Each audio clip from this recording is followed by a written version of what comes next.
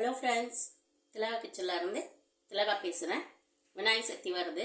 நம்ம கொழுக்கட்டை பண்ணுவோம் இல்லைங்களா? இன்றைக்கி நம்ம பூர்ண கொழுக்கட்டை பண்ணலாம் வாங்க. அதுக்கு தேவையான பொருட்கள் வச்சுருக்கேன். ஒரு அழாக்கு அரிசி மாவு எடுத்து வச்சுருக்கேன், வேர்க்கடலை எடுத்து வச்சுருக்கேன், வெல்லம் எடுத்து வச்சுருக்கேன். வேர்க்கடலை பச்சை வேர்க்கடலை. இந்த மாதிரி நம்ம கொழுக்கட்டை செய்யும்போது எள், தேங்காய், வேர்க்கடலை இதெல்லாம் ஃப்ரெஷ்ஷாக அப்பயே ரெடி பண்ணி செஞ்சோம்னா டேஸ்ட் சூப்பராக இருக்கும். இப்போ வேர்க்கடலையை நம்ம வறுத்துக்கலாம்.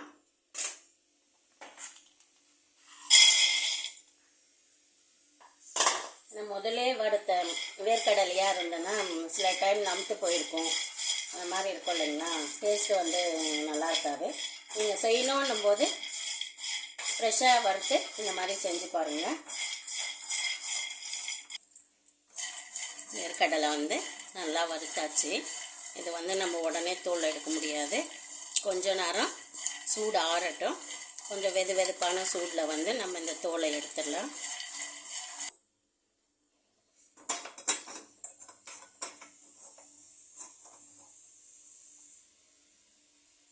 இந்த மேல் மாவு ஆறுறதுக்குள்ளே வேர்க்கடலை ஆறுறதுக்குள்ளே மேல் மாவுக்கு தண்ணி வச்சுருக்கேன். ஒரு அழாக்குக்கு 2 அழாக்கு தண்ணி வச்சுருக்கேன். தண்ணி ஒரு அரிசி ஒரு மாதிரி கொஞ்சம் எக்ஸ்ட்ரா பிடிக்கும், கம்மியாக பிடிக்கும். அதனால் கொஞ்சம் தண்ணியிலேயே சால்ட்டு போட்டுக்கலாம். மேல் மாவுக்கு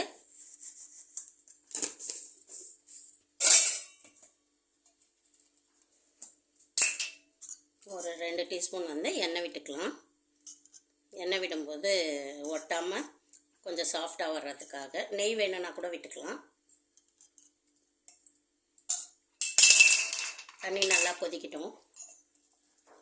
தண்ணி நல்லா கொதிக்குது. இப்போ ஆஃப் பண்ணிடலாம். இந்த அரிசி மாவில் கொஞ்சம் கொஞ்சமாக தண்ணி மிக்ஸ் பண்ணி பசஞ்சிக்கலாம். கொஞ்சம் கொஞ்சமாக ஊற்றிக்கோங்க.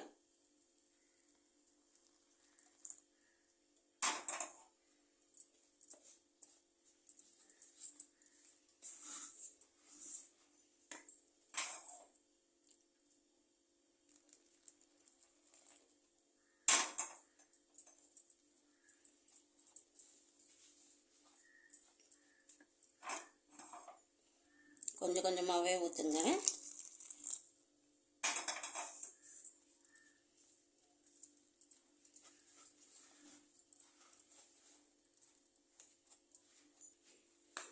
இந்த அளவு பிசைஞ்சாச்சு. ஒட்டில் பாருங்கள், தண்ணி எவ்வளோ மீதி ஆகிருக்கு பாருங்கள். அதனால் கொஞ்சம் கொஞ்சமாக பார்த்து பிசைஞ்சிக்கோங்க. இப்போ இதை அப்படியே மூடி போட்டு வச்சிடலாம். இப்போ வேர்க்கடலையை தோல் எடுத்துகிட்டு வந்துடலாம். வேர்க்கடலை தோல் எடுத்துகிட்டு வந்துட்டேன். இப்போ நம்ம இதை மிக்சியில் அடிச்சிக்கலாம். கொஞ்சம் குறைன்னு அரைச்சிக்கலாம். இதில் 1 டீஸ்பூன் ஏலக்காய் தூள் போட்டுடுறேன். வெல்லம் பவுட்ரு பண்ணி வச்சுருக்கேன். தேவையான அளவு போட்டு அரைச்சிக்கலாம். இந்த அளவுக்கு குறைன்னு அரைச்சி எடுத்துருக்கேன். குறைன்னு அரைச்சிட்ட பிறகு தேவையான அளவு வெல்லம் போட்டு கொஞ்சம் ஒரு திருப்பிட்டு எடுத்து வச்சுக்கலாம் பூர்ணத்தை.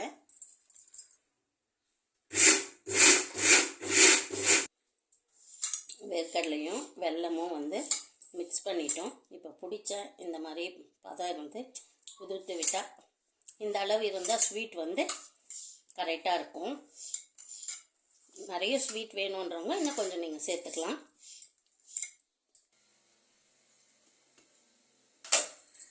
மாவு நல்லா பிசைஞ்சிக்கலாம். பாருங்கள், கொஞ்சம் வெதுப்பாக தான் இருக்குது. நல்லா பிசைஞ்சிட்டு இப்போ நம்ம ரெடி பண்ணிக்கலாம் கொழுக்கட்டை. கொஞ்சம் எண்ணெய் விட்டுக்கோங்க கையில்.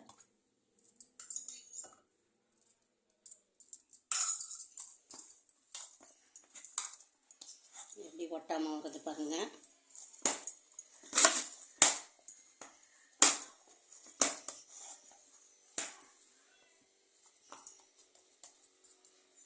இப்போ நம்ம தட்டிக்கலாம். கவர் எடுத்துக்கோங்க, இல்லை வாழை இலை எடுத்துக்கோங்க, எது இருக்குதோ அந்த மாதிரி எடுத்துக்கோங்க. இப்போ இந்த மாதிரி ஒரு உருண்டையை வச்சு எண்ணெய் தொட்டு 3 விரலால் விரிசல் விடாமல் மெதுவாக இப்படி இப்படி தட்டுங்க.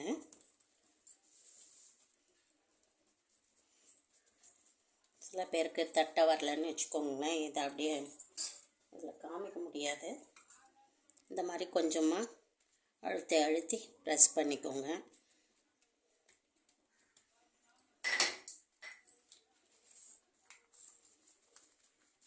இன்னும் கூட வேணும்னா அழுத்திக்கலாம். நான் விரலாலே தட்டுறேன். பூர்ணம் வந்து ரொம்ப நிறைய வைக்காமல் கொஞ்சம் நம்ம என்ன அளவு தட்டியிருக்கோமோ அதுக்கு ஏற்ற மாதிரி உள்ளே வச்சுக்கோங்க. இந்த மாதிரி மடிச்சுக்கோங்க. நல்லா அழுத்தம் கொடுங்க. இந்த மாதிரி செஞ்சு வச்சுக்கலாம். எல்லா மாவையும் பண்ணலாம் வாங்க. இந்த மாதிரி டிசைனில் ஒன்று செய்யலாம். இந்த மாதிரி 2 இதுவாக தட்டு வச்சுக்கோங்க. கொஞ்சம் மெலிசாக தட்டிக்கோங்க. ஒன்று இந்த பக்கம் வச்சுருங்க.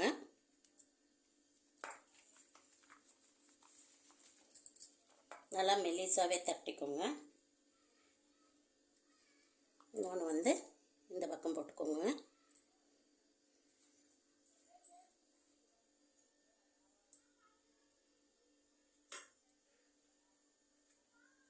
பூர்ணம் வச்சுக்கலாம். அப்படியே அமுத்திக்கோங்க. நல்லா டைட்டாக இப்படி ப்ரெஸ் பண்ணி எடுத்துடலாம்.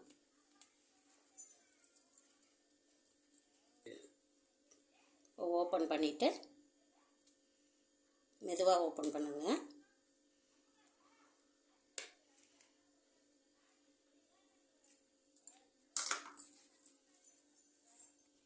இப்போ மோதகம் செய்யலாம்.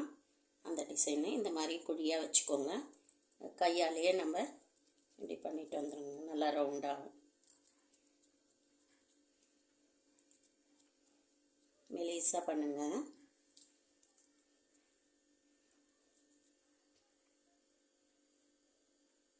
இது உள்ள பூரணம் வச்சுக்கலாம்.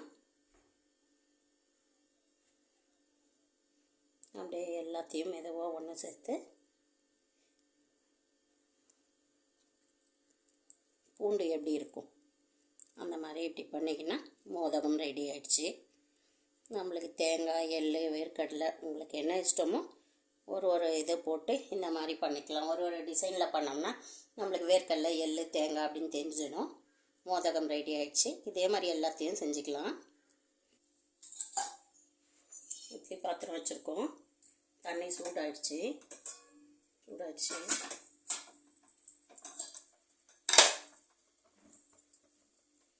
ஒரு துணி போட்டுக்கிறேன்.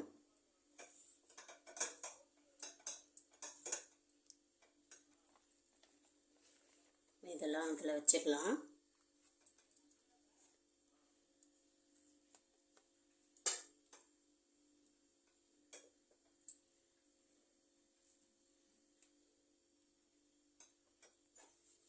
நகர்டா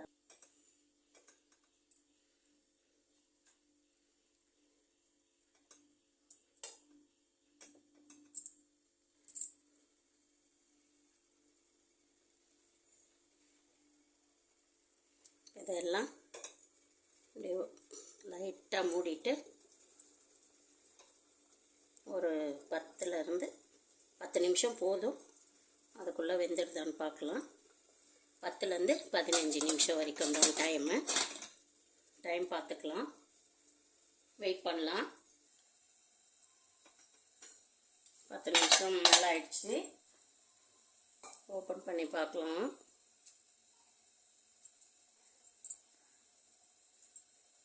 கையில் தொட்டு பாருங்கள். வெந்துடுச்சு நல்லா. ஆஃப் பண்ணிடலாம். விநாயகர் சதுர்த்தி கொழுக்கட்டை ரெடி ஆகிடுச்சு. நீங்களும் இதே மாதிரி செஞ்சு பார்த்துட்டு விநாயகரை சந்தோஷமாக கொண்டாடிடுங்க. இந்த வீடியோ பிடிச்சிருந்தா லைக் பண்ணி, ஷேர் பண்ணி, கமெண்ட் பண்ணுங்கள். ஓகே, பாய்.